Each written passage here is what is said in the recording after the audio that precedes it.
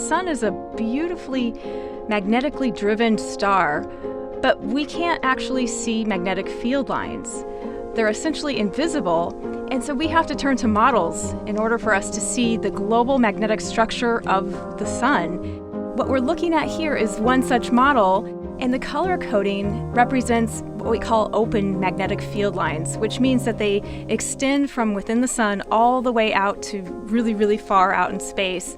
The green and the purple have a north and a south polarity.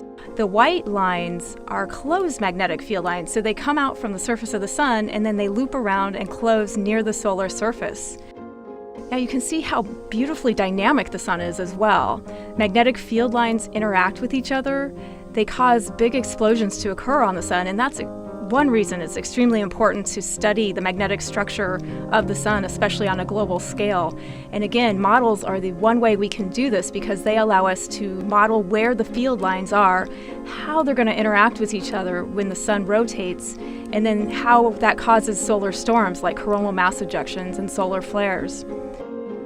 Sometimes the sun is quiet, sometimes the magnetic field lines aren't doing a whole lot, but other times you see these bright regions on the sun where you have closed loops, and that's where activity can occur, where the flares can occur.